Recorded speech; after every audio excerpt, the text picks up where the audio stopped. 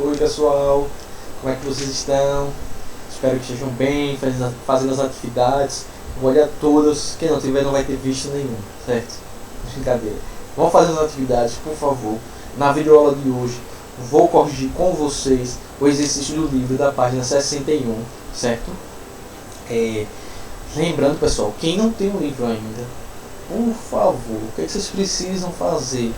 Pedir pelo menos que os seus coleguinhas eles tirem foto da página do exercício que eu passei. Ou seja, vocês acessaram a plataforma do colégio, tinha lá exercício da página 61, você ainda não tem um livro, não conseguiu comprar. Você ia comprar o livro quando deu isolamento social. Você pede para o coleguinha de vocês ter uma foto da página do exercício, pelo menos da página do exercício, certo? Já que vocês não podem fazer as leituras que eu estou indicando do livro, mas acompanhando a videoaula vocês vão entender e mandando suas dúvidas, vocês vão entender o assunto, certo? Não vão aprimorar tanto, que vocês assistem a videoaula, tiram a dúvida, fazem a leitura, vocês aprendem 3 vezes, né? Infelizmente, se você não tem o livro, você vai aprender 2 vezes, mas pode ser muito bem aprendido, se vocês prestarem muita atenção na aula, assistir a videoaula, não entendeu, assistiu a videoaula de novo, mandou a dúvida para o professor. E a terceira forma, ou para quem tem o livro, a quarta forma, é fazendo atividade. Tá? Assistindo a videoaula, escutando o professor falando aqui, vendo o professor falando, tirando suas dúvidas, lendo as páginas do livro, fazendo os exercícios, 4 formas que você está estudando aí. Então não tem como não aprender fazendo essas 4 coisas, certo? Uma complementa a outra. Então se você não tem um livro, pede para o colega tirar a foto da página do exercício. Então você acessou lá dentro da plataforma, uma hora e está lá dizendo exercício da página 61. Então muito provavelmente na próxima videoaula o professor eu no caso, vou corrigir essa atividade. Mesmo que eu não fosse corrigir na próxima aula, mas depois de em algum momento eu vou corrigir essa atividade do livro. Então é fundamental, você viu lá, o professor passou a atividade do livro, mandar para o coleguinha, Giovana, tira uma foto aí da página 61 e me mande, por favor, para eu fazer a atividade, certo? Se você começou a abrir esse vídeo, está assistindo essa videoaula, não fez a atividade da página 61, o que você vai fazer agora? Você vai parar o vídeo. Parou o vídeo, vai para a mesa, pega o livro, responde a atividade da página 61, depois você volta para a correção.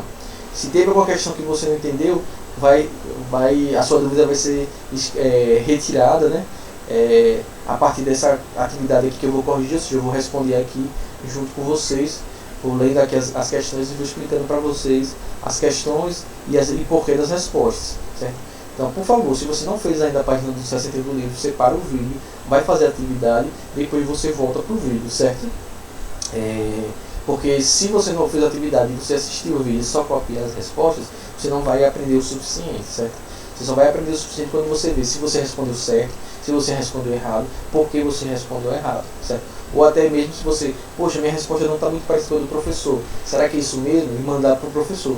Dante, a questão 2, sua resposta, o senhor explicou assim, assim, assado, mas eu botei desse jeito aqui, tá certo, eu vou olhar e vou lhe responder. Tá certo, você só utiliza outras palavras, mas tá certinho. Falar, não tá certo, tá errado por isso, por isso, por isso. Então você tem que botar essa resposta desse outro jeito, né?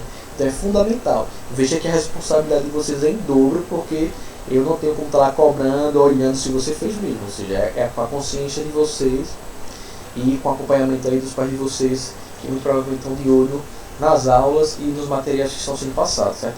Então, não fez atividade, para o vídeo, vai fazer essa atividade da página 61, que eu tinha indicado lá na aula passada. Fez a atividade da página 61, então vamos comigo aqui acompanhar a resolução dessas questões, para que não fique nenhuma dúvida e a gente consiga passar para o próximo assunto, que se tratará sobre as indústrias, né? Ou seja, vamos discutir sobre os materiais sintéticos, onde eles são produzidos, qual é a diferença de material sintético para o outro, certo? A gente vai discutir o papel da indústria e da produção, ou seja, da síntese dos materiais sintéticos, certo? Vamos aqui então começar a correção dessa atividade da página 61. Vamos lá. Então a primeira questão, ela afirma o quê? Como podemos ter certeza se, na reunião de 2 substâncias, ocorreu uma reação química e não a formação de uma mistura? Ou seja, quando ele fala aí, e não a formação de uma mistura, apenas uma transformação de natureza física.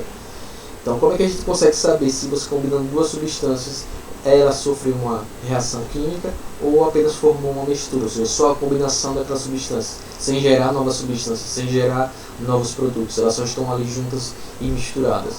Então, como é que você consegue saber isso, né? Então, quando é que ocorre uma transformação química? Quando novas substâncias são formadas. Ou seja, você misturou duas substâncias diferentes. Não formou uma terceira substância, ou uma nova substância, ou uma substância diferente dessas duas que se combinaram nessa mistura. Isso não aconteceu, não foi uma transformação química. Só é uma transformação química se você combinou substâncias diferentes e gerou uma outra substância, um outro tipo de substância, certo? Se elas apenas não ficaram misturadas. Água e sal. Mistura água e sal. Quando você mistura água e sal, surge uma nova substância? Sim ou não? Não, elas só ficam misturadas. Nesse caso, não é uma transformação química, certo? Só é transformação química se as substâncias misturadas, sejam 2, 3, 4, se as substâncias que se misturaram, elas gerarem, ou seja, elas formarem uma nova substância, uma ou mais novas substâncias. Aí você pode dizer com certeza que aconteceu um processo de transformação química, certo? Beleza? Vamos lá então para a segunda questão. Que indícios, ou que evidências, pode ser também, né, mostram a ocorrência de uma reação química? Quais são os indícios que indicam que uma reação química aconteceu? Tudo aquilo que eu falei na aula passada, né? O que? Alteração de cor, alteração de cheiro, formação de chama, formação de um sólido insolúvel. Que mais? Liberação de gás, liberação de calor, certo? Então, já falei um bocado, né? Alteração de cor, alteração de cheiro, liberação de calor, formação de chama, formação de um sólido insolúvel, falei de liberação de calor, né? Então, aí são algumas evidências ou indícios de que aconteceu uma transformação química. Então, tem várias. Coloquem pelo menos, são várias, né? Mas coloquem pelo menos 3, certo? 3 tá bom, 1 é pouco, 2 é mais ou menos, 3. Mais de se você colocou 4, 5, excelente, maravilhoso. Mas pelo menos 3, certo? 2 é mais ou menos e 1 é muito pouco, certo? Então coloquem pelo menos 3. Dessas que eu falei, pelo menos 3. Você achou um indício a mais? Você pesquisou na internet, fez aqueles experimentos que estavam escritos lá na leitura do livro? Ok, pode colocar outros a mais, certo? Mas coloque pelo menos 3, pode ser algum desses que eu citei aqui, sem problema nenhum. Beleza? Vamos agora lá seguir para a terceira questão, certo? A terceira questão fala bem assim: indique se em cada processo que vai seguir aí se existe exclusivamente formação de uma mistura ou se também ocorre uma reação química. Ou seja, ele quer saber aí o que é transformação química e o que é transformação física, certo? Ou seja, o que é só uma mistura ou o que gerou uma reação química, né?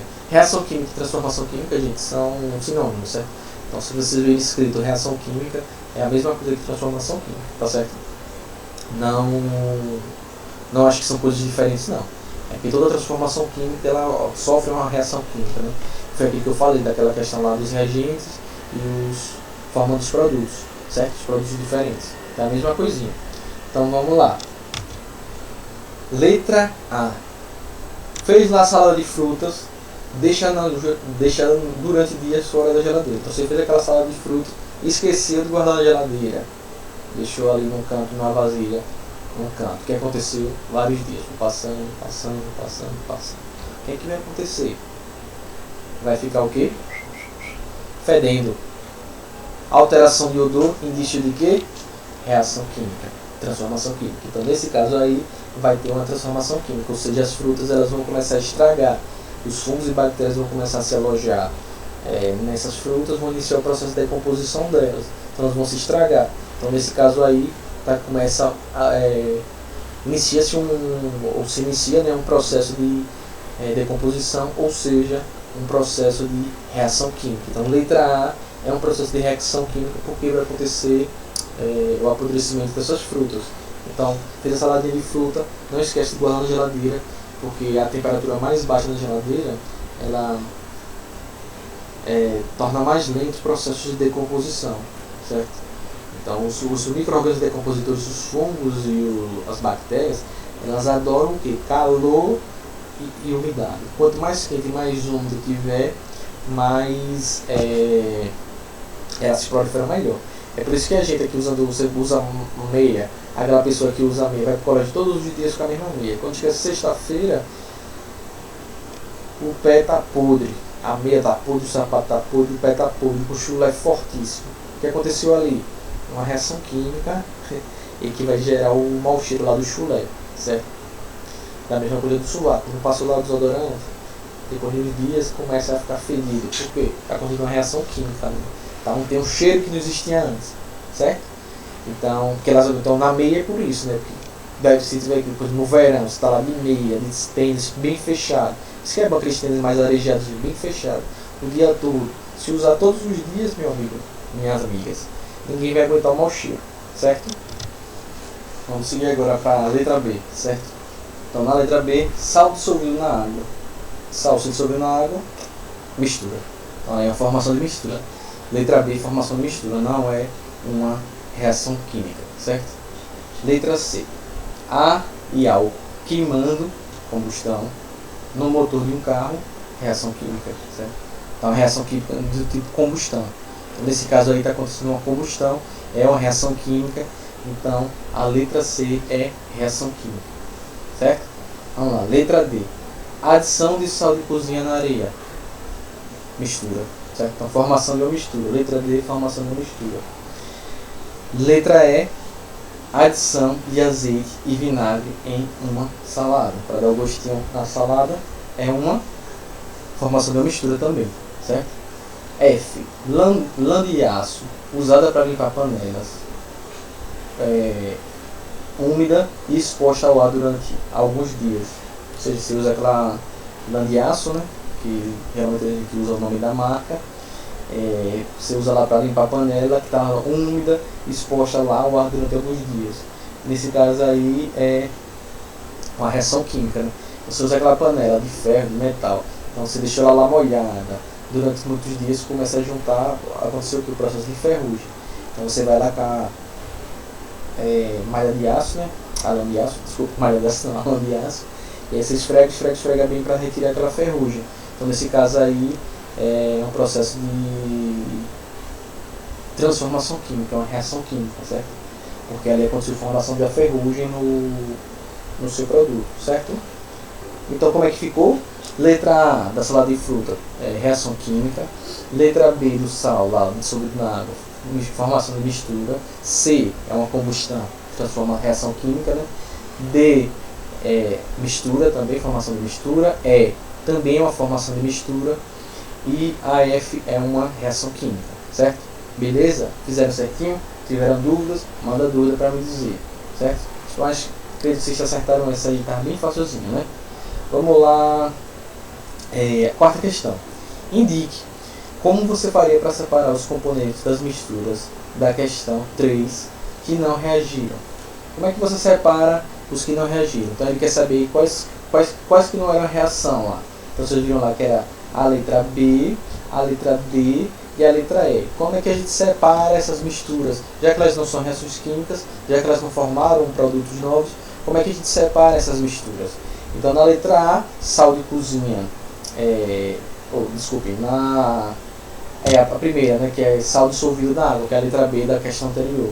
Então como é que você separa a letra B? Evaporação da água, né? Então, você faz aquele processo de evaporação da água e você consegue o sal, certo? Então o processo de evaporação, você consegue separar elas. Aí ele só quer que você separe. Está dizendo qual é que você... vou separar, mas eu quero isso. Não, só para separar. Então no caso do sal de cozinha com a água, é só fazer o processo de evaporação. Lembre lá atrás, olha, do conteúdo que a gente já viu, que era o conteúdo de separação de misturas. Olha, caindo aqui para falar sobre misturas e transformações físicas e químicas. Certo? Letra B, evaporação. No caso da letra D, que era o que? Sal de cozinha com areia. Como é que a gente separa eles? Você faz aquele processo de adição de água. Você coloca a água, então está lá misturado areia e sal. Você coloca a água nessa mistura de areia e sal, o que é que vai acontecer? O sal, ele vai se dissolver na água, a areia não se dissolve na água. Então o que acontece? A água se mistura com o sal e não mistura com a areia. Aí o que você faz a seguir? Você faz um processo de filtração, você filtra essa água, aí você vai separar a água com sal da areia e depois você pode fazer a evaporação, você separa de novo a água do sal.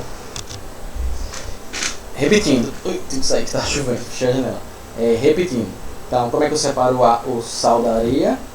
química, eu faço o quê? Adiciono água. Então o sal vai se dissolver na água, que a água é... O sal ele é soluto, né? Água solvente, mas a areia não. Então aí nesse caso a gente vai ter misturado o que? A areia e a água. Aí o que eu faço é o seguinte, faço o processo de filtração. Então eu passo essa combinação, essa mistura de água e areia no filtro, a areia vai ficar retida no filtro, a água misturada com o sal vai ser do outro lado. Se eu ainda quiser separar, eu faço como na letra B. Faço o processo de evaporação e consigo o sal novamente, né? Então, bem fácil, muito facilzinho. A outra que a gente tem aqui é a adição, né? Que foi a adição de azeite e vinagre em uma salada. O que é que eu faço aqui nesse processo aqui? Para separar o azeite do vinagre, processo simples de decantação. Deixa paradinho lá, vai decantar. O menos você vai descer, vai ficar separadinho, certo? Bem fácil, beleza? Evaporação no primeiro, no segundo jogo água, dissolve o sal, depois faço a filtração, depois faço a evaporação. Nessa última aí, do azeite do vinagre, um processo simples de decantação vai separar essa mistura. Fácil, fácil, fácil, certo? Vamos lá seguir então para a quinta questão. A quinta questão também está se referindo à terceira. Considere as ações da questão 3 que resultam em reações químicas. Aponte a evidência da reação em cada caso. Então vamos lá. A primeira reação química que a gente tem na 3 é a letra A, que foi a da salada de frutas. Então aí a gente consegue indicar duas evidências. Uma é a alteração de cor. As frutas elas vão começar a mudar a sua cor no processo de apodrecimento, né, de decomposição.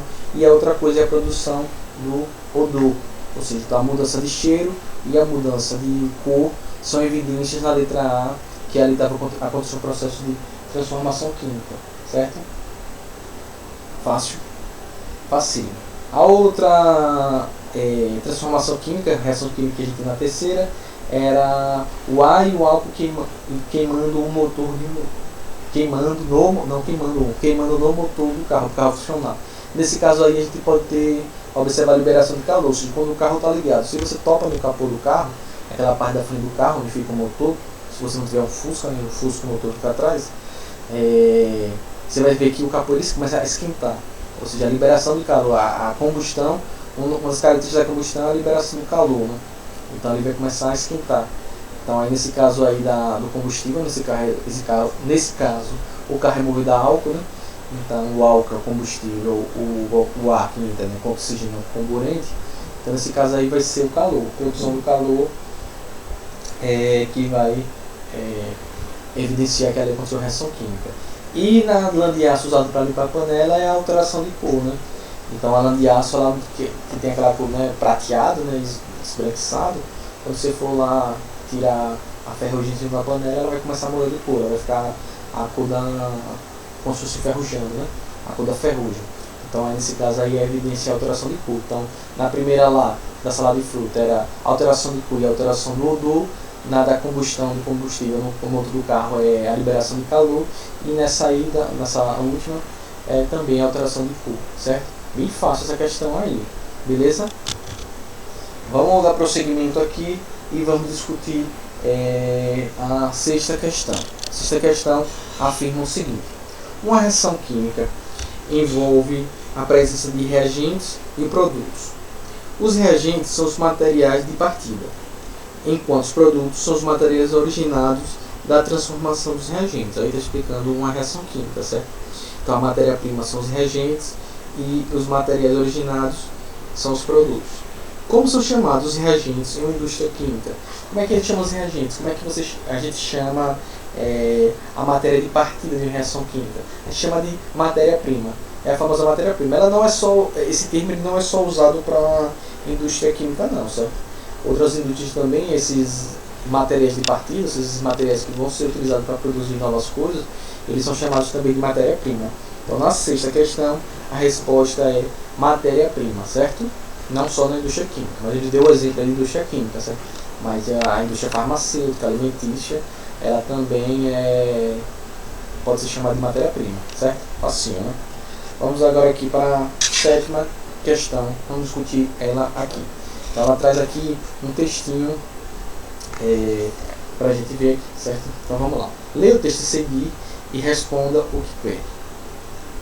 Apesar de ônibus e caminhões movidos a diesel serem apenas 5% do total de veículos que circulam em São Paulo, eles são responsáveis pela emissão de 47% da fuligem causada pelo trânsito, bem como de outras substâncias igualmente prejudiciais à saúde. Veja lá que eu falei na aula passada, certo? Que tem muitos casos de combustão que libera substâncias tóxicas, e também nesse caso aí, a fuligem aí são partículas sólidas que ficam dispersas no ar, né? Ficam misturadas no ar. Então aí no caso aí da queima ele está afirmando aí que a queima do diesel, né, ou seja, a combustão do diesel para fazer esses caminhões, esses ônibus e caminhões eles andarem, eles além de liberar essa fuligem, que são as partículas sólidas que ficam misturadas no ar, você pode respirar, pode fazer bem mal a você, ela também libera outras substâncias que também são tóxicas, né? Então está falando aí que 5% da frota total libera quase que metade de toda a fuligem que está dispersa no ar na cidade de São Paulo. Veja como a combustão do diesel ela pode ser bastante prejudicial, né? Porque é uma poluente, ela pode contaminar os objetos, infectar as pessoas e causar mal às pessoas, certo? A saúde. Então vamos continuando aqui o textinho. Além da fuligem, nós identificamos que compostos cancerígenos como benzeno, tolueno e o black carbon são emitidos em mais de 50% pelos ônibus a diesel, diz Artaxo. Deve ser o cientista que estava, o pesquisador que estava por trás dessa pesquisa aí sobre a emissão desses poluentes, né? Então, benzeno e tolueno são substâncias químicas que podem ser cancerígenas. Esse black carbon ou seja, o carbono preto, né? Seria o carbono produzido a partir desse processo de combustão, né? Esse processo de queima. Então esse carbono, esse black carbon, esse carbono preto, o carbono negro, ele é uma substância que ela é altamente cancerígena, né? Ou seja, que é uma substância que é cancerígena, uma substância que pode levar ao desenvolvimento de algum tipo de câncer numa pessoa, certo? Então vamos lá. Segundo os pesquisadores, com a redução dos poluentes emitidos por ônibus e caminhões, o nível total da população da Grande São Paulo pode cair de 35% a 40%. Essa redução pode ter impacto direto no número de habitantes na região com problemas respiratórios, ou seja, porque esses poluentes, como eles ficam no ar, as pessoas vão respirando, esses poluentes eles vão se acumulando, bioacumulando no corpo da pessoa, né? E principalmente nas vias respiratórias, nas vias aéreas, lá nos pulmões, brônquios, bronquíolos e por aí vai. Para Artaxo, a solução mais barata seria colocar filtros nos equipamentos dos veículos a diesel que circulam na cidade. Ou seja, você colocar esses veículos no escape, né? Ou seja, onde vai sair lá no escape dos veículos, onde vai sair aquela fumaça, né? O produto da combustão, você colocar filtros para reter essas substâncias aí, esse carbono negro, esse benzeno, tolueno, essas substâncias todas. Vamos agora de verdade para a pergunta.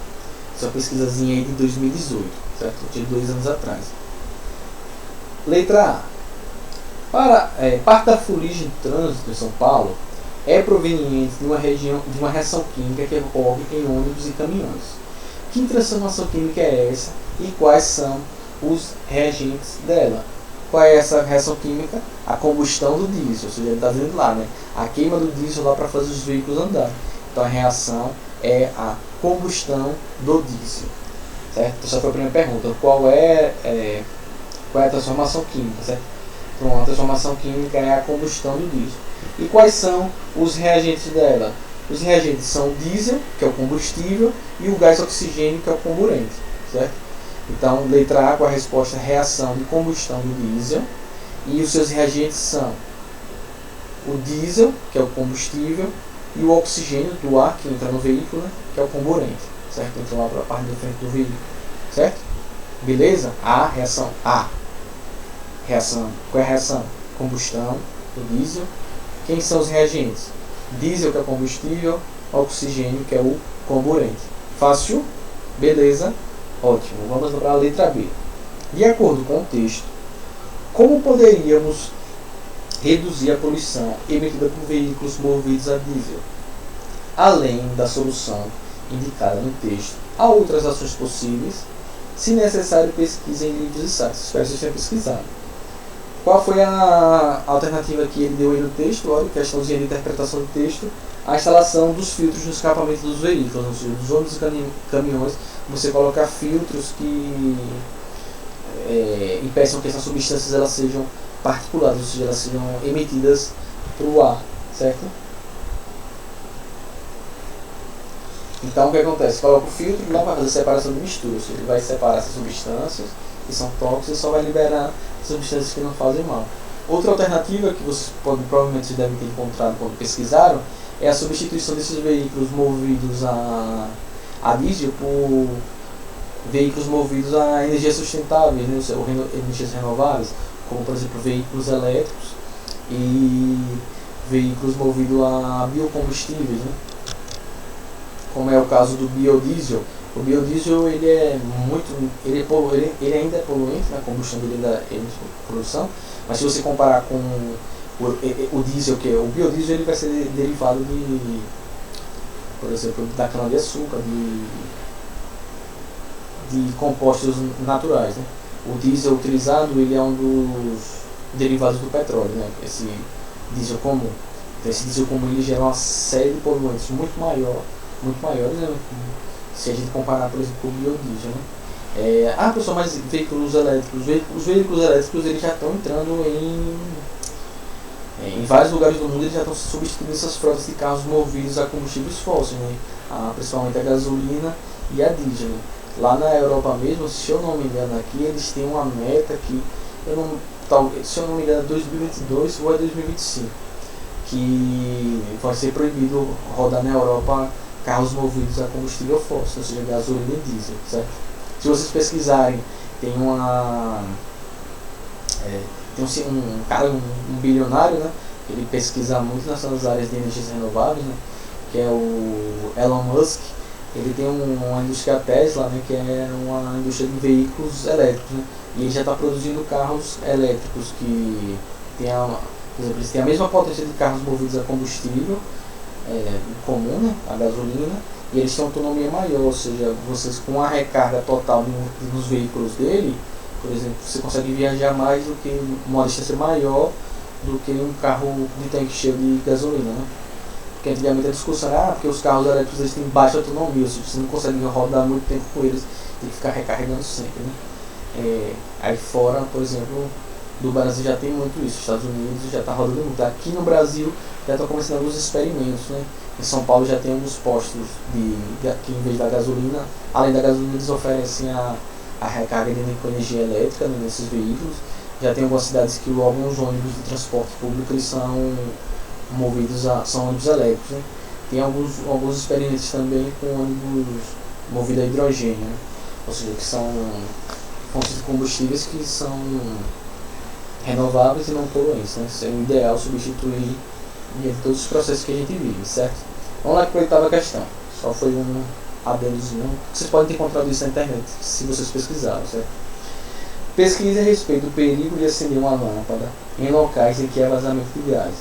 Quais são as consequências disso? O que pode acontecer nesse processo aqui?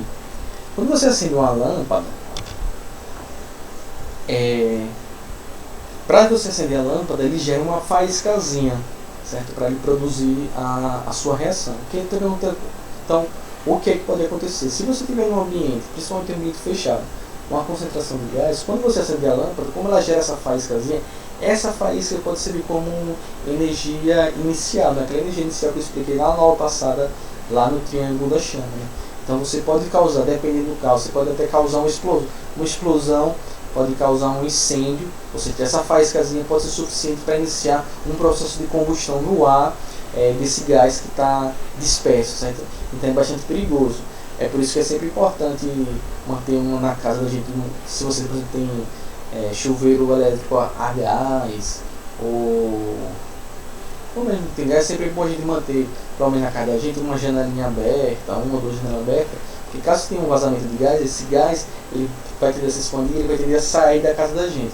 Se você trancar tudo, o gás ele tende a ficar confinado. Então, por exemplo, se tem um vazamento de gás na sua casa, toda a janela está fechada, o gás vai vazando, vai se acumulando dentro da casa fechada. Se você acender uma lâmpada, Naquela faísquinha que é gerada na lâmpada para acender a lâmpada, essa faíscazinha ela pode servir como energia de adaptação para a combustão desse gás que está no ar aí, e pode gerar um incêndio, né? No caso mais grave, até uma explosão muito grande, né? É bastante perigoso, e tem essa recomendação que sempre dão, da gente sempre manter na casa da gente uma janela aberta, certo? Para caso aconteça um vazamento de gás, esse gás ele tenha por onde escapar, né? Ele não consiga ficar retido, né? Certo? Vamos agora aqui para a nona e última questão.